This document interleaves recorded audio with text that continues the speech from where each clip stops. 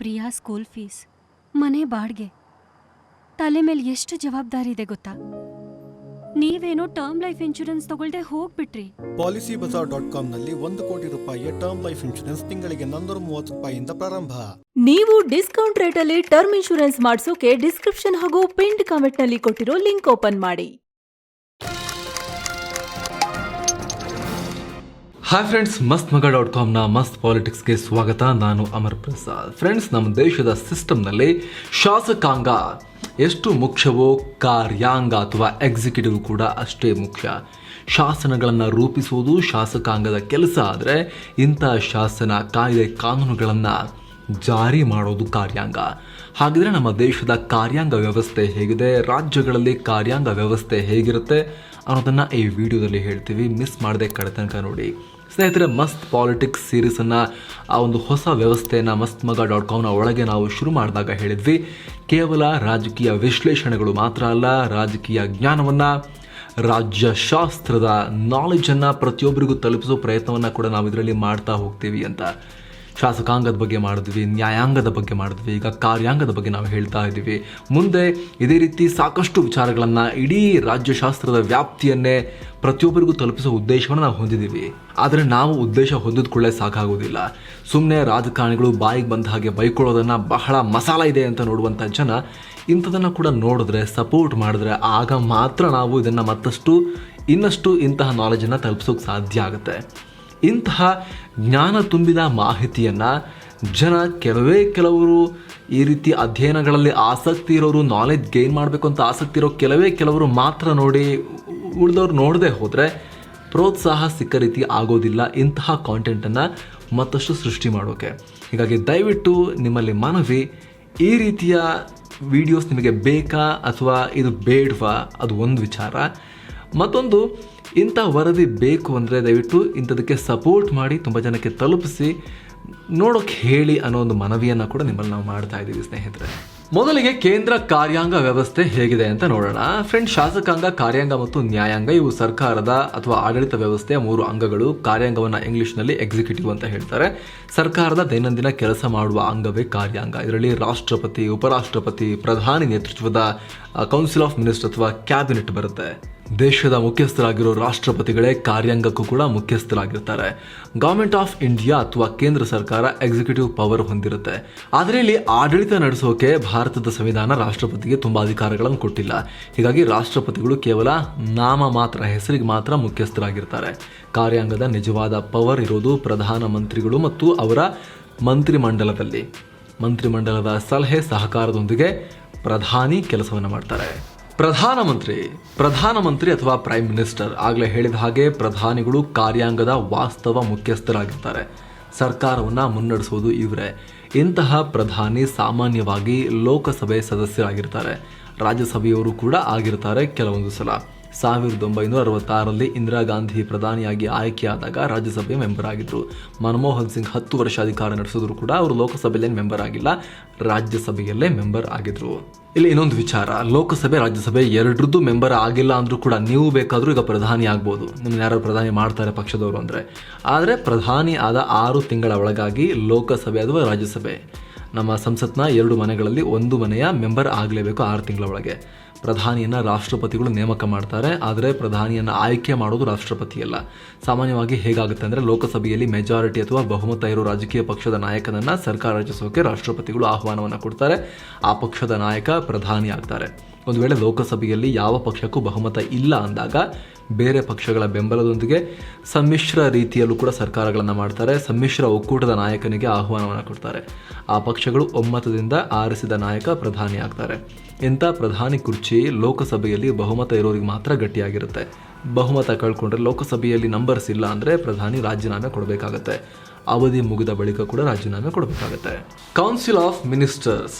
Friends, council of ministers ಅನ್ನು cabinet, ಸಚಿವ ಸಂಪುಟ, ಮಂತ್ರಿಮಂಡಲ ಅಂತ ಕೂಡ ಕರೀತಾರೆ. ಇದು ಸರ್ಕಾರದ ಅತ್ಯಂತ ಶಕ್ತಿಶಾಲಿ ಒಂದು ಅಂಗ. ಇದು ರಾಷ್ಟ್ರಪತಿಗಳು ಪ್ರಧಾನಿಯನ್ನು ನೇಮಕ ಮಾಡ್ತಾರಲ್ಲ, ನಂತರ ಪ್ರಧಾನಿ ಸಲಹೆ ಮೇರೆಗೆ ಕೌನ್ಸಿಲ್ ಆಫ್ ಮಿನಿಸ್ಟರ್ಸನ್ನು ಕೂಡ ನೇಮಕ ಮಾಡ್ತಾರೆ ರಾಷ್ಟ್ರಪತಿ. ಸೊ ಪ್ರಧಾನಿಯೇ ಕ್ಯಾಬಿನೆಟ್ನ ಮುಖ್ಯಸ್ಥರು. ರಾಜ್ಯಶಾಸ್ತ್ರದಲ್ಲಿ ಹೇಳಲಾಗುತ್ತೆ, ಪ್ರಧಾನಿ ಸೂರ್ಯ ಇದ್ದರೆ ಮಂತ್ರಿಗಳು ಆ ಸೂರ್ಯನ ಸುತ್ತ ತಿರುಗು ಗ್ರಹಗಳಿದ್ದ ಹಾಗೆ ಅಂತ ಹೇಳ್ತಾರೆ. ಆ ರೀತಿ ನಡೆಯುತ್ತೆ ಕ್ಯಾಬಿನೆಟ್ನಿಂದ ಯಾರನ್ನಾದರೂ ತೆಗೆಯೋದು, ಹೊಸಬರನ್ನ ಸೇರಿಸ್ಕೊಳ್ಳೋದು, ಖಾತೆಗಳ ಹಂಚಿಕೆ ಮಾಡೋ ಅಧಿಕಾರ ಎಲ್ಲವೂ ಕೂಡ ಪ್ರಧಾನಿಗಿರುತ್ತೆ. ಕೇಂದ್ರ ಸರ್ಕಾರದ ಮಟ್ಟದಲ್ಲಿ ಇಂತಹ ಕ್ಯಾಬಿನೆಟ್ ಸದಸ್ಯರನ್ನೇ ಕೇಂದ್ರ ಮಂತ್ರಿ, ಕೇಂದ್ರ ಸಚಿವ ಅಂತ ಹೇಳೋದು. ಹಾಗಿದ್ರೆ ಎಷ್ಟು ಜನರನ್ನ ಬೇಕಾದರೂ ಮಂತ್ರಿ ಮಾಡ್ಬೋದಾ? ಓಕೆ, ಬಾರಪ್ಪ 100 ಜನ, ಬರ್ರಪ್ಪ 200 ಜನ ಅಂತ ಮಾಡ್ಬೋದಾ? ಇಲ್ಲ. ಮಂತ್ರಿಮಂಡಲದ ಸೈಜ್ ಲೋಕಸಭೆಯ ಟೋಟಲ್ ಸ್ಟ್ರೆಂತ್ನ 15% ಮೀರೋ ಹಾಗಿಲ್ಲ ಅಂತ ಸಂವಿಧಾನದಲ್ಲೇ ಇದೆ. ಕೌನ್ಸಿಲ್ ಆಫ್ ಮಿನಿಸ್ಟರ್ಸ್ನಲ್ಲಿ ಒಟ್ಟು 5 ಕ್ಯಾಟಗರಿ ಇರುತ್ತೆ. ಟಾಪ್ನಲ್ಲಿ ಪ್ರಧಾನಮಂತ್ರಿ ಇರ್ತಾರೆ, ಅವರ ಕೆಳಗೆ ಉಪ ಪ್ರಧಾನಿ, ಒಂದು ವೇಳೆ ಆ ಹುದ್ದೆಯಲ್ಲಿ ಯಾರಾದರೂ ಇದ್ರೆ ಅವರು ಬರ್ತಾರೆ. ಆದರೆ ಉಪ ಪ್ರಧಾನಿಗೆ ಸಾಂವಿಧಾನಿಕವಾಗಿ ಇಂಥ ಪರ್ಟಿಕ್ಯುಲರ್ ರ್ಯಾಂಕ್ ಅಂತೆಲ್ಲ ಇರೋದಿಲ್ಲ. ಅದು ಒಂದು ರೀತಿ ಮಂತ್ರಿಯ ಸ್ಥಾನಕ್ಕೆ ಸಮ, ಮಂತ್ರಿಗಳಲ್ಲೇ ಪ್ರಥಮರು ಅನ್ನೋ ರೀತಿಯಲ್ಲಿ ಇರುತ್ತೆ. ಅದು ಮಾಡಿಕೊಂಡಿರುವಂಥದ್ದು, ಅದು ಬೇರೆ ಬೇರೆ ಸರ್ಕಾರಗಳು ಸೃಷ್ಟಿ ಮಾಡ್ಕೊಂಡಿರೋದು. ಸಂವಿಧಾನದಲ್ಲಿ ಉಪ ಪ್ರಧಾನಿ ಅವರಿಗೆ ಇಂತಿಂಥ ಸ್ಥಾನಮಾನ ಆ ಥರದ್ದು ಯಾವುದೇ ರೀತಿ ಉಲ್ಲೇಖ ಇಲ್ಲ. ಉಪಮುಖ್ಯಮಂತ್ರಿದು ಕೂಡ ಅಷ್ಟೇ, ಮಂತ್ರಿಗಿರೋ ಸೌಲಭ್ಯಗಳೇ ಅವ್ರಿಗೂ ಕೂಡ ಇರುತ್ತೆ. ಬಟ್ ಆ ಒಂದು ಎಕ್ಸ್ಟ್ರಾ ಹೆಸರಿರೋದ್ರಿಂದ ಮಂತ್ರಿಗಳ ಸಾಲಲ್ಲಿ ಎಲ್ಲ ಮಂತ್ರಿಗಳು ನಿಂತರೆ ಅವರಲ್ಲಿ ಫಸ್ಟ್ ಇವರು ಅನ್ನೋ ರೀತಿಯಲ್ಲಿ ಗುರುತಿಸಲಾಗುತ್ತೆ ಅಷ್ಟೇ. ಸೊ ಇಲ್ಲಿ ಟಾಪ್ನಲ್ಲಿ ಪ್ರಧಾನಿ, ಅದಾದಮೇಲೆ ಸಚಿವರುಗಳೆಲ್ಲ ಬರ್ತಾರೆ. 3 ರೀತಿಯ ಸಚಿವರು ಬರ್ತಾರೆ. ಒಂದನೇದು ಕ್ಯಾಬಿನೆಟ್ ದರ್ಜೆಯ ಸಚಿವರು, ಎರಡನೇದು ಮಿನಿಸ್ಟರ್ ಆಫ್ ಸ್ಟೇಟ್ MOSಗಳು, ಮೂರನೇದು minister of state with independent charge ಅಂತ 3 ರೀತಿಯ ಮಂತ್ರಿಗಳನ್ನ ನಾವು ನೋಡ್ತೀವಿ. ಕ್ಯಾಬಿನೆಟ್ ಮಿನಿಸ್ಟರ್ಸ್, ಇವರನ್ನ ಕ್ಯಾಬಿನೆಟ್ ದರ್ಜೆ ಸಚಿವರು ಅಂತ ಕರೀತಾರೆ. ಸಚಿವರಲ್ಲಿ ಇವರು ಸೀನಿಯರ್ ಸಚಿವರಾಗಿರ್ತಾರೆ. ಇವರಿಗೆ 1 ಅಥವಾ ಒಂದಕ್ಕಿಂತ ಹೆಚ್ಚಿನ ಖಾತೆಗಳ ಜವಾಬ್ದಾರಿಯನ್ನು ಕೊಡಲಾಗಿರುತ್ತೆ. ಪ್ರಧಾನಿ ಇದರ ಹೆಡ್ ಆಗಿರ್ತಾರೆ. ಈ council of ministers decision making body ಆಗಿರೋದ್ರಿಂದ ಆಗಾಗ ಸಭೆ ಸೇರಿ ನಿರ್ಧಾರಗಳನ್ನು ಕೈಗೊಳ್ತಾರೆ ಸರ್ಕಾರದ ಪರವಾಗಿ. ಇಂಥ ಸಭೆಗಳನ್ನೇ ಕ್ಯಾಬಿನೆಟ್ ಮೀಟಿಂಗ್ ಅಥವಾ ಸಚಿವ ಸಂಪುಟ ಸಭೆ ಅಂತ ಕರೆಯೋದು. ಕ್ಯಾಬಿನೆಟ್ನ ಪ್ರಮುಖ ಕರ್ತವ್ಯಗಳು ಏನೇನು ಅಂತ ಹೇಳಿದ್ರೆ, ಸಂಸತ್ತಿಗೆ ಸರ್ಕಾರದ ನೀತಿಯನ್ನು ಪ್ರಸ್ತುತಪಡಿಸೋದು, ಸರ್ಕಾರದ ನೀತಿಯನ್ನು ಅನುಷ್ಠಾನಗೊಳಿಸೋದು, ಹಾಗೂ ಡಿಪಾರ್ಟ್ಮೆಂಟ್ಗಳ ಮಧ್ಯೆ ಕೋಆಪರೇಷನ್ ಸಾಧಿಸೋದು. ಕ್ಯಾಬಿನೆಟ್ ಅನ್ನೋದು ಕ್ಯಾಬಿನೆಟ್ ಸೆಕ್ರೆಟರಿಯೇಟ್ ಸಹಾಯದೊಂದಿಗೆ ಕೆಲಸ ಮಾಡುತ್ತೆ ಕೇಂದ್ರ ಸರ್ಕಾರದ ಮಟ್ಟದಲ್ಲಿ. ಕ್ಯಾಬಿನೆಟ್ ಸೆಕ್ರೆಟರಿಯೇಟ್ ಅನ್ನ ಕ್ಯಾಬಿನೆಟ್ ಸೆಕ್ರೆಟರಿ ಅನ್ನೋ ಅಧಿಕಾರಿ ಚಲಾಯಿಸ್ತಾ ಇರ್ತಾರೆ. ಇಂಥ ಕ್ಯಾಬಿನೆಟ್ ಸೆಕ್ರೆಟರಿನ ಪ್ರಧಾನಿ ನೇಮಿಸ್ತಾರೆ. ಕ್ಯಾಬಿನೆಟ್ ಮುಂದೆ ಬರೋ ವರ್ಕ್ಲೋಡ್ ಮ್ಯಾನೇಜ್ ಮಾಡೋಕೆ ಕ್ಯಾಬಿನೆಟ್ ಸಚಿವರು ಸ್ಟ್ಯಾಂಡಿಂಗ್ ಕಮಿಟಿ ಅಥವಾ ಸ್ಥಾಯಿ ಸಮಿತಿ ಮತ್ತು ಆಡ್ಹಾಕ್ ಕಮಿಟಿಗಳನ್ನು ಅಥವಾ ತಾತ್ಕಾಲಿಕ ಸಮಿತಿಗಳನ್ನು ರಚಿಸ್ಕೊಳ್ಬೋದು. ಡಿಫೆನ್ಸ್ ಕಮಿಟಿ ಇದೆ, ಎಕನಾಮಿಕ್ ಕಮಿಟಿ ಇದೆ, ಅಡ್ಮಿನಿಸ್ಟ್ರೇಟಿವ್ ಆರ್ಗನೈಸೇಷನ್ ಕಮಿಟಿ ಇದೆ, ಸಂಸದೀಯ ಮತ್ತು ಕಾನೂನು ವ್ಯವಹಾರಗಳ ಕಮಿಟಿ, ಈ ರೀತಿ ಹಲವಾರು ರೀತಿಯ ಸ್ಟ್ಯಾಂಡಿಂಗ್ ಕಮಿಟಿಗಳಿವೆ. ಇವು ಈಗ ಈ 4 ಹೇಳಿದ್ರಲ್ಲ, ಇವು ಪರ್ಮನೆಂಟ್. ಅದೇ ಥರ ಆಡ್ಹಾಕ್ ಅಥವಾ ತಾತ್ಕಾಲಿಕ ಸಮಿತಿಗಳನ್ನು ಕೂಡ ಅವಶ್ಯಕತೆಗೆ ತಕ್ಕಂತೆ ರಚಿಸಿಕೊಳ್ಳಕ್ಕೂ ಕೂಡ ಅವಕಾಶ ಇರುತ್ತೆ. ನೆಕ್ಸ್ಟ್, ಮಿನಿಸ್ಟರ್ ಆಫ್ ಸ್ಟೇಟ್ ಅಥವಾ MOS. ಮಿನಿಸ್ಟರ್ ಆಫ್ ಸ್ಟೇಟ್ ಅಥವಾ MOS ನಲ್ಲಿ 2 ತರ ಇದೆ. ಒಂದು MOS ವಿತ್ ಇಂಡಿಪೆಂಡೆಂಟ್ ಚಾರ್ಜ್ ಅಥವಾ ಸ್ವತಂತ್ರ ರಾಜ್ಯ ಖಾತೆ ಸಚಿವರು, ಇನ್ನೊಂದು ಬರೀ MOS ಅಥವಾ ರಾಜ್ಯ ಖಾತೆ ಸಚಿವರು. ಇದರಲ್ಲಿ MOS ಇಂಡಿಪೆಂಡೆಂಟ್ಗೆ ಹೆಚ್ಚಿನ ಪವರ್ ಇರುತ್ತೆ. ಇವರಿಗೆ ಹಂಚಿಕೆಯಾದ ಖಾತೆಗೆ ಸಂಬಂಧಪಟ್ಟಂತೆ ಇಂಡಿಪೆಂಡೆಂಟ್ ಚಾರ್ಜ್, ಸ್ವತಂತ್ರ ಜವಾಬ್ದಾರಿಯನ್ನು ಕೊಡಲಾಗಿರುತ್ತೆ. ಕ್ಯಾಬಿನೆಟ್ ಸಚಿವರು ಇರ್ತಾರಲ್ಲ, ಅವರಿಗೂ ಈ MOSಗೂ ಒಂದೇ ಒಂದು ಡಿಫರೆನ್ಸ್ ಏನು ಅಂತ ಹೇಳಿದ್ರೆ, ಈ MOS ಇಂಡಿಪೆಂಡೆಂಟ್ಗೂ MOS independent cabinet member ಆಗಿರೋದಿಲ್ಲ, ಹೀಗಾಗಿ ಕ್ಯಾಬಿನೆಟ್ ಮೀಟಿಂಗ್ನಲ್ಲಿ ಭಾಗವಹಿಸಲ್ಲ. ಬಟ್ ಇವರ ಖಾತೆಗೆ ಸಂಬಂಧಪಟ್ಟ ವಿಚಾರದ ಬಗ್ಗೆ ಚರ್ಚೆಗೆ ಬನ್ನಿ ಅಂತ ಆಹ್ವಾನ ಕೊಟ್ಟರೆ ಅಂಥ ಟೈಮಲ್ಲಿ ಇವರು ಕ್ಯಾಬಿನೆಟ್ ಮೀಟಿಂಗಿಗೂ ಹೋಗೋಕೆ ಅವಕಾಶ ಇರುತ್ತೆ. ಇಲ್ಲ ಅಂದರೆ ಇವರು ಡೈರೆಕ್ಟ್ ಆಗಿ ಪ್ರೈಮ್ ಮಿನಿಸ್ಟರ್ಗೆ ರಿಪೋರ್ಟ್ ಮಾಡ್ಕೊಳ್ತಾ ಇರ್ತಾರೆ. ಇನ್ನು ಬರೀ MOS ಇರ್ತಾರಲ್ಲ, ಇಂಡಿಪೆಂಡೆಂಟ್ ಚಾರ್ಜ್ ಅಲ್ಲದೇ ಇರೋ MOSಗಳು, ಇವರಿಗೆ ಇಂಡಿಪೆಂಡೆಂಟ್ ಆದಂತಹ ಜವಾಬ್ದಾರಿ ಕೊಟ್ಟಿರೋದಿಲ್ಲ.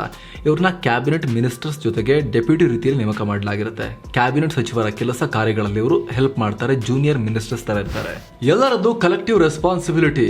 Council of ministers collective responsibility ಸಿದ್ಧಾಂತದ ಮೇಲೆ ಕೆಲಸ ಮಾಡಬೇಕಾಗತ್ತೆ. ಈ ಸಿದ್ಧಾಂತದ ಅಡಿಯಲ್ಲಿ ಸರ್ಕಾರದ ಪ್ರತಿಯೊಂದು ಕೆಲಸ ಕಾರ್ಯಗಳಿಗೆ ಎಲ್ಲ ಸಚಿವರು ಸಮಾನವಾಗಿ ಜವಾಬ್ದಾರರಾಗಿರ್ತಾರೆ.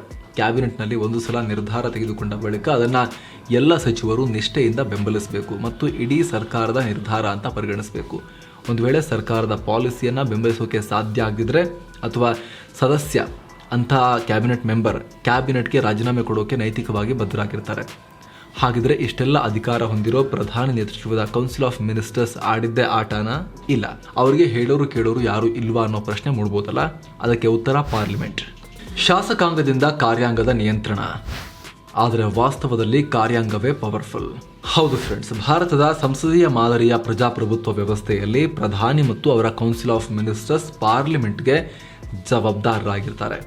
ಇಂಥ ಪಾರ್ಲಿಮೆಂಟ್ ಸರ್ಕಾರದ ಪಾಲಿಸಿ ಮತ್ತು ಕೆಲಸಗಳನ್ನು ಪರಿಶೀಲಿಸ್ತಾ ಇರುತ್ತೆ, ಜೊತೆಗೆ ಅವುಗಳನ್ನು ಒಪ್ಪುವ ಮತ್ತು ರಿಜೆಕ್ಟ್ ಮಾಡೋ ಕೆಲಸವನ್ನು ಮಾಡುತ್ತೆ. ಕ್ವೆಶ್ಚನ್ ಆರ್, 0 ಆರ್, ವಿವಿಧ ಕಮಿಟಿ ಇತ್ಯಾದಿಗಳ ಮೂಲಕ ಪಾರ್ಲಿಮೆಂಟ್ ಅಥವಾ ಲೆಜಿಸ್ಲೇಚರ್ ಅನ್ನೋದು ಎಕ್ಸಿಕ್ಯೂಟಿವ್ ಅಥವಾ ಕಾರ್ಯಾಂಗವನ್ನು ಕಂಟ್ರೋಲ್ ಮಾಡುತ್ತೆ. ಪ್ರಧಾನಿ ಮತ್ತು ಕೌನ್ಸಿಲ್ ಆಫ್ ಮಿನಿಸ್ಟರ್ಸ್ನ ಅಳಿವು ಉಳಿವು ಪಾರ್ಲಿಮೆಂಟ್ನಲ್ಲಿ ಅವರು ಹೊಂದಿರೋ ಬಹುಮತವನ್ನು ಅವಲಂಬಿಸಿರುತ್ತೆ. ಪಾರ್ಲಿಮೆಂಟಲ್ಲಿ ನಂಬರ್ ಕಮ್ಮಿ ಆಗಿಬಿಟ್ರೆ ಇವ್ರು ಎಂಥ ಪವರ್ಫುಲ್ ಇದ್ದರೂ ಅಲ್ಲಿ ಇರೋಕ್ಕೆ ಆಗೋದಿಲ್ಲ ಅಧಿಕಾರದಲ್ಲಿ. ಇದನ್ನು ನೋಡಿದ್ರೆ ಪಾರ್ಲಿಮೆಂಟೇ ಕಾರ್ಯಾಂಗವನ್ನು ಕಂಟ್ರೋಲ್ ಮಾಡೋ ಸುಪ್ರೀಂ ಪವರ್ ಅಂತ ಅನಿಸುತ್ತೆ. ಸೊ ಪ್ರಧಾನಮಂತ್ರಿ ಮತ್ತು ಸಚಿವರು ಏನೇ ಆಟ ಆಡಿದ್ರು, ಏನೇ ಪವರ್ಫುಲ್ ಅಂತ ಅನಿಸಿದ್ರು ಕೂಡ ಲೋಕಸಭೆಯಲ್ಲಿ ದೇಶದ ಸಂಸತ್ನಲ್ಲಿ ಅವರಿಗಿರೋ ಬೆಂಬಲ ಇದೆಯಲ್ಲ, ಸಪೋರ್ಟ್ ಇದೆಯಲ್ಲ, ಅದು ಮುಖ್ಯ ಆಗುತ್ತೆ. ಅವರ ಒಪಿನಿಯನ್, ಅಲ್ಲಿರುವಂಥ ಓವರಾಲ್ ಬಹುಮತದ ಒಪಿನಿಯನ್ ಮೀರಿ ಅವರು ನಿರ್ಧಾರಗಳನ್ನು ಕೈಗೊಳ್ಳಕ್ಕೆ ಆಗೋದಿಲ್ಲ. ಇದು ಒಂದು ಭಾಗ ಆಯಿತು. ಆದರೆ ಇನ್ನೊಂದು ಕಡೆ ನೋಡಿದಾಗ ಈ ಸಂಸತ್ತಿನ ಚಟುವಟಿಕೆಗಳು, ಅಧಿವೇಶನ, ಅದನ್ನು ಕರೆಯೋದು, ಮುಂದೂಡೋದು, ಇಂಥ ವಿಚಾರಗಳೆಲ್ಲ ಬಂದಾಗ ಸರ್ಕಾರಕ್ಕೆ, ಪ್ರಧಾನಮಂತ್ರಿ ಮತ್ತು ಅವರ ಸಚಿವ ಸಂಪುಟಕ್ಕೆ ಹೆಚ್ಚಿನ ಒಂದಷ್ಟು ಪವರ್ಸ್ ಇದೆ. ಅದು ಏನೇನು ಅಂತ ನಾವೀಗ ನೋಡ್ತಾ ಹೋಗೋಣ. ಪ್ರಧಾನಿ ಮತ್ತು ಅವರ ಸಚಿವ ಸಂಪುಟ ಈ ಸಂಸದೀಯ ವ್ಯವಹಾರಗಳ ಮೇಲೆ ಸಾಕಷ್ಟು ಕಂಟ್ರೋಲ್ ಹೊಂದಿರ್ತಾರೆ. ಸಂಸತ್ ಅಧಿವೇಶನ ಕರೆಯೋದು, ಮುಂದೂಡೋದ್ರ ಬಗ್ಗೆ ರಾಷ್ಟ್ರಪತಿಗೆ ಇವರು ಸಲಹೆ ಕೊಡ್ತಾರೆ, ಅದರ ಪ್ರಕಾರ ಅವ್ರು ನಡ್ಕೊಳ್ತಾರೆ. ಸಂಸತ್ ಅಧಿವೇಶನದಲ್ಲಿ ಇಲ್ಲದೇ ಇದ್ದಾಗ ಸುಗ್ರೀವಾಜ್ಞೆಗಳನ್ನು ಹೊರಡಿಸೋಕೆ ರಾಷ್ಟ್ರಪತಿಗೆ ಶಿಫಾರಸು ಮಾಡ್ತಾರೆ. ಎಲ್ಲಕ್ಕಿಂತ ಇಂಪಾರ್ಟೆಂಟ್ ಅಂದರೆ ಲೋಕಸಭೆಯನ್ನು ವಿಸರ್ಜನೆ ಮಾಡೋಕೆ ರಾಷ್ಟ್ರಪತಿಗಳಿಗೆ ಶಿಫಾರಸು ಮಾಡೋದು. ಈ ಪವರ್ ಮೂಲಕ ಪ್ರಧಾನಮಂತ್ರಿಗಳು ಪಾರ್ಲಿಮೆಂಟ್ ಮಾತ್ರ ಅಲ್ಲದೆ ವಿಪಕ್ಷವನ್ನು ಕೂಡ ಕಂಟ್ರೋಲ್ ಮಾಡೋಕೆ ಸಾಧ್ಯ ಆಗುತ್ತೆ ಕೆಲವೊಂದು ಸಂದರ್ಭಗಳಲ್ಲಿ. ಯಾಕಂದರೆ ನಾವು ವಿಸರ್ಜಿಸ್ಬಿಡ್ತೀವಿ ಅಂತ ಹೇಳಿದ್ರೆ ಮತ್ತೊಂದು ಚುನಾವಣೆಗೆ ಹೋಗೋಕ್ಕೆ ಯಾರು ಕೂಡ ರೆಡಿ ಇರೋದಿಲ್ಲ. ಇನ್ನು ಲೋಕಸಭೆಯ ಅಜೆಂಡಾವನ್ನು ಸ್ಪೀಕರ್ ಫೈನಲ್ ಮಾಡುವಾಗ ಪ್ರಧಾನಿಯನ್ನು ಸಂಪರ್ಕಿಸ್ತಾರೆ. ಕೌನ್ಸಿಲ್ ಆಫ್ ಮಿನಿಸ್ಟರ್ಸ್ ಪಾರ್ಲಿಮೆಂಟ್ ಮುಂದೆ ಮಂಡಿಸುವ ಮಸೂದೆಗಳಿಗೆ ಸಲಹೆ ಸೂಚನೆಗಳನ್ನು ಕೊಡೋದ್ರಿಂದ ಮತ್ತು ಅದರ ಸ್ಟ್ರಾಟಜಿ ಬಗ್ಗೆನೂ ಪ್ರಧಾನಿನೇ ಅಂತಿಮ ನಿರ್ಧಾರ ಕೈಗೊಳ್ಳೋದ್ರಿಂದ ಶಾಸಕಾಂಗದ ಮೇಲೆ ಪ್ರಧಾನಿಗಳ ಅಧಿಕಾರ ಹೆಚ್ಚಿರುತ್ತೆ. ಪ್ರಧಾನಮಂತ್ರಿ ಸರ್ಕಾರ ಅನ್ನೋ ಕುಟುಂಬದ ಮುಖ್ಯಸ್ಥ ಆಗಿರೋದ್ರಿಂದ ಕುಟುಂಬದ ಮುಖ್ಯಸ್ಥನ ತರ ಕೆಲವೊಂದು ಅಧಿಕಾರ ಹೊಂದಿರ್ತಾರೆ. ಕೇಂದ್ರ ಸರ್ಕಾರದ ಎಲ್ಲ ಪ್ರಮುಖ ಅಪಾಯಿಂಟ್ಮೆಂಟ್ಗಳನ್ನು ರಾಷ್ಟ್ರಪತಿಗಳ ಹೆಸರಲ್ಲಿ ಪ್ರಧಾನಿಗಳು ಮಾಡ್ತಾರೆ. ಉದಾಹರಣೆಗೆ ಸುಪ್ರೀಂ ಕೋರ್ಟ್ನ ನ್ಯಾಯಮೂರ್ತಿ, ಹೈಕೋರ್ಟ್ನ ನ್ಯಾಯಾಧೀಶರು, ಅಟಾರ್ನಿ ಜನರಲ್, ಸೇನಾ ಮುಖ್ಯಸ್ಥರು, ರಾಜ್ಯಪಾಲರು, ರಾಯಭಾರಿಗಳು, ಚುನಾವಣಾ ಆಯೋಗದ ಮುಖ್ಯಸ್ಥರು ಇತ್ಯಾದಿ. ಇವರೆಲ್ಲರನ್ನ ಪ್ರಧಾನಿಯ ಶಿಫಾರಸಿನ ಮೇರೆಗೆ ರಾಷ್ಟ್ರಪತಿಗಳು ಮಾಡ್ತಾರೆ. ಹಂಗೆ ನೋಡೋಕೆ ಹೋದರೆ ಇದನ್ನು ಇನ್ನೊಂದು ಥರ ಓದ್ಬೋದು, ರಾಷ್ಟ್ರಪತಿಗಳ ಹೆಸರಲ್ಲಿ ಪ್ರಧಾನಿಗಳೇ ಮಾಡ್ತಾರೆ ಅಂತ. ಇದೆಲ್ಲದರ ಜೊತೆಗೆ ಇನ್ನೂ ಕೆಲವೊಂದು ವಿಚಾರಗಳು ಪ್ರಧಾನಿಯನ್ನು ಪವರ್ಫುಲ್ ಮಾಡುತ್ತೆ. ಎರಡನೇ ಮಹಾಯುದ್ಧದ ಬಳಿಕ ಎಲ್ಲ ರಾಜಕೀಯ ವ್ಯವಸ್ಥೆಯಲ್ಲಿ ಕಾರ್ಯಾಂಗದ ಉದಯ ಸಾರ್ವತ್ರಿಕ ಆಯಿತು. ಅದರಲ್ಲೂ ಕೂಡ ಪ್ರಜಾಪ್ರಭುತ್ವ ವ್ಯವಸ್ಥೆ ಇರೋ ಕಡೆ ಸಾರ್ವತ್ರಿಕ ಚುನಾವಣೆ ಅನ್ನೋದು ನಾಯಕನ ಚುನಾವಣೆಯಾಗಿ ಬದಲಾಯಿತು. ಕೆಲವೊಮ್ಮೆ ಓರ್ವ ನಾಯಕ ತನ್ನ ವರ್ಚಸ್ಸಿನಿಂದ ಪವರ್ಫುಲ್ ಆಗಿ ಹೊರಹೊಮ್ಮುತ್ತಾರೆ. ಜವಾಹರ್ಲಾಲ್ ನೆಹರು ಮತ್ತು ಇಂದಿರಾ ಗಾಂಧಿಯಂಥ ನಾಯಕರು, ಈಗ ಬಿಜೆಪಿಯಲ್ಲಿ ನರೇಂದ್ರ ಮೋದಿಯವರಂಥ ನಾಯಕರು ತಮ್ಮ ಸ್ವಂತ ವರ್ಚಸ್ಸಿನಿಂದಲೇ ಪಕ್ಷದ ಮೇಲೆ ಫುಲ್ ಕಂಟ್ರೋಲ್ ಸಾಧಿಸಿದ್ರು, ಪಕ್ಷವನ್ನು ಅಧಿಕಾರಕ್ಕೆ ತರ್ತಾ ಇದ್ದಾರೆ. ಇದರಿಂದ ಏನಾಗುತ್ತೆ, ಸಂವಿಧಾನದ ಆಶಯಗಳನ್ನು ಮೀರಿ ರಾಷ್ಟ್ರೀಯ ವ್ಯವಹಾರಗಳ ಮೇಲೆ ಒಬ್ಬ ವ್ಯಕ್ತಿಗೆ, ಪ್ರಧಾನಿಗೆ ಫುಲ್ ಪವರ್ ಬರೋಕೆ ಕಾರಣ ಆಗುತ್ತೆ. ಇಂತಹ ಒಂದು ಓವರಾಲ್ ರಾಷ್ಟ್ರೀಯ ಮೈಂಡ್ಸೆಟ್ನಿಂದಾಗಿ ಒಟ್ಟಾರೆ ಈ ಎಲ್ಲ ವಿಚಾರಗಳು ಪ್ರಧಾನಿಯ ಅಧಿಕಾರ ಮತ್ತು ಪ್ರತಿಷ್ಠೆಯನ್ನು ಮತ್ತಷ್ಟು ಹೆಚ್ಚು ಮಾಡಿದೆ.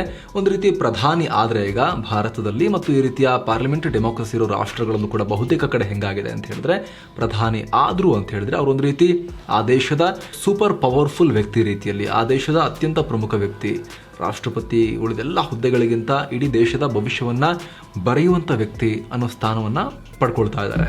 ಆದರೆ ಸಂವಿಧಾನದ ಆಶಯ ಆ ರೀತಿ ಇಲ್ಲ. ಪ್ರಧಾನಮಂತ್ರಿ ಅಂದರೆ ಕ್ಯಾಬಿನೆಟ್ಗೆ ಅನುಗುಣವಾಗಿ ನಡ್ಕೋಬೇಕು. ಕ್ಯಾಬಿನೆಟಲ್ಲಿ ಮಂತ್ರಿಗಳಿರ್ತಾರೆ, ಆ ಮಂತ್ರಿಗಳಲ್ಲೇ ಅವರು ಪ್ರಧಾನರು ಅಷ್ಟೇ. ಏಕಾಏಕಿ ಮನಸ್ಸಿಗೆ ಬಂದ ನಿರ್ಧಾರ ಕೈಗೊಳ್ಳೋ ಹಾಗಿಲ್ಲ. ಇಡೀ ಕ್ಯಾಬಿನೆಟ್ನ ನಿರ್ಧಾರವನ್ನು ಅವರು ಪ್ರತಿನಿಧಿಸ್ತಾರಷ್ಟೇ. ಆ ರೀತಿ ಆಶಯವನ್ನು ಹೊಂದಿದೆ. ಕ್ಯಾಬಿನೆಟ್ ಸಂಸತ್ನಲ್ಲಿರುವಂಥ ಬಹುಮತದ ಒಂದು ಒಪಿನಿಯನನ್ನು ಪ್ರತಿಬಿಂಬಿಸುತ್ತೆ. ಆ ರೀತಿ ಆಶಯವನ್ನು ಹೊಂದಿದೆ. ಒಟ್ಟಲ್ಲಿ ಜನರ ವಾಯ್ಸೇ ಫೈನಲ್ ಆಗಬೇಕು. ಜನರ ವಾಯ್ಸು ಪಾರ್ಲಿಮೆಂಟ್ನಲ್ಲಿ ಬಹುಮತದಲ್ಲಿ ರಿಫ್ಲೆಕ್ಟ್ ಆಗಬೇಕು. ಆ ಬಹುಮತ ಕ್ಯಾಬಿನೆಟ್ನಲ್ಲಿ ರಿಫ್ಲೆಕ್ಟ್ ಆಗಬೇಕು. ಆ ಕ್ಯಾಬಿನೆಟ್ನ ಒಪಿನಿಯನ್ ಪ್ರಧಾನಿಗಳ ಮೂಲಕ ಜಾರಿಯಾಗಬೇಕು ಅನ್ನೋದು ಆಶಯ ಸಂವಿಧಾನದಲ್ಲಿ. ಆದರೆ ಅದೀಗ ಉಲ್ಟಾ ಆಗುವಂಥ ಎಷ್ಟೋ ಉದಾಹರಣೆಗಳು ಭಾರತ ಸೇರಿ ಹಲವು ಕಡೆ ಕಾಣುತ್ತೆ. ಮೇಲಿಂದ ಕೆಳಗಡೆಗೆ ಡಿಸಿಷನ್ಸ್ ಫ್ಲೋ ಆಗುತ್ತೆ, ಕೆಳಗಿಂದ ಮೇಲಕ್ಕೆ ಡಿಸಿಷನ್ ಫ್ಲೋ ಆಗ್ತಾ ಇಲ್ಲ. ಮೇಲ್ ಡಿಸಿಷನ್ ಆಗುತ್ತೆ, ಅದಾದ ನಂತರ ಕ್ಯಾಬಿನೆಟ್ಟಿಗೆ ಗೊತ್ತಾಗುತ್ತೆ, ಕ್ಯಾಬಿನೆಟ್ಟಿಂದ ಆಮೇಲೆ ಪಾರ್ಲಿಮೆಂಟಿಗೆ ಗೊತ್ತಾಗುತ್ತೆ, ಆಮೇಲೆ ಜನರಿಗೆ ಗೊತ್ತಾಗುತ್ತೆ. ಆ ರೀತಿ ಆಗ್ತಿರುವಂಥ ಉದಾಹರಣೆಗಳಿವೆ. ಸೆಕ್ರೆಟರಿಗಳು, ಭಾರತ ಸರ್ಕಾರದ ಸೆಕ್ರೆಟರಿ ಅಥವಾ ಕಾರ್ಯದರ್ಶಿ ಸಾಮಾನ್ಯವಾಗಿ ಒಬ್ಬ IAS ಅಧಿಕಾರಿಯಾಗಿರ್ತಾರೆ. ಆಡಳಿತಾತ್ಮಕವಾಗಿ ಇವರೇ ಆಯಾ ಇಲಾಖೆಗಳ ಹೆಡ್ ಆಗಿರ್ತಾರೆ. ಇಲಾಖೆಯ ನೀತಿ ನಿಯಮ ಆಡಳಿತದ ವಿಚಾರದಲ್ಲಿ ಸಚಿವರಿಗೆ ಇವರು ಅಡ್ವೈಸ್ ಮಾಡ್ತಾ ಇರ್ತಾರೆ. ಹೈಯರ್ ಲೆವೆಲ್ನಲ್ಲಿ ಈ ಸೆಕ್ರೆಟರಿಗಳಿಗೆ ಸಹಾಯ ಮಾಡೋಕ್ಕೆ ಅಡಿಷನಲ್ ಅಂದರೆ ಹೆಚ್ಚುವರಿ ಸೆಕ್ರೆಟರಿಗಳು, ಅವರಿಗೆ ಸಹಾಯ ಮಾಡೋಕ್ಕೆ ಜಾಯಿಂಟ್ ಸೆಕ್ರೆಟರಿಗಳು ಇರ್ತಾರೆ. ಮಿಡಲ್ ಲೆವೆಲ್ನಲ್ಲಿ ಡೈರೆಕ್ಟರ್ಗಳು, ಡೆಪ್ಯೂಟಿ ಸೆಕ್ರೆಟರಿಗಳು, ಅಂಡರ್ ಸೆಕ್ರೆಟರಿಗಳು ಇರ್ತಾರೆ. ಇನ್ನು ಕೆಳ ಹಂತದಲ್ಲಿ ಸೆಕ್ಷನ್ ಆಫೀಸರ್ಗಳು, ಅಪ್ಪರ್ ಡಿವಿಷನ್ ಕ್ಲರ್ಕ್ಗಳು ಇರ್ತಾರೆ. ಇನ್ನು ಸೆಕ್ರೆಟರಿ ಬಿಟ್ಟು ಉಳಿದಂತೆ ಇನ್ನೂ ದೊಡ್ಡ ಅಧಿಕಾರಿಗಳ ವರ್ಗ ಇರುತ್ತೆ. ಅದರಲ್ಲಿ ಪೊಲೀಸರು, ನ್ಯಾಯಾಂಗ, ಅರಣ್ಯ, ಹೀಗೆ ಎಲ್ಲ ಇಲಾಖೆಯಲ್ಲೂ ಕೂಡ ಅಧಿಕಾರಿಗಳು ಬರ್ತಾರೆ. ಹಾಗೆ ನೋಡಿದ್ರೆ ಈ ಎಲ್ಲ ಅಧಿಕಾರಿಗಳೇ ಸರ್ಕಾರದ ಎಂಜಿನ್ ರೀತಿಯಲ್ಲಿ ಕೆಲಸ ಮಾಡ್ತಾರೆ.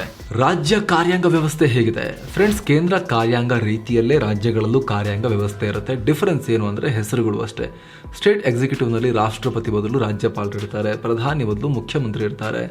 ರಾಜ್ಯಪಾಲರು ಕಾರ್ಯಾಂಗದ ಮುಖ್ಯಸ್ಥರಾಗಿದ್ದರೆ ವಾಸ್ತವದಲ್ಲಿ ಅಧಿಕಾರ ಅನ್ನೋದಲ್ಲಿ CM ನೇತೃತ್ವದ ಕ್ಯಾಬಿನೆಟ್ ಬಳಿ ಇರುತ್ತೆ.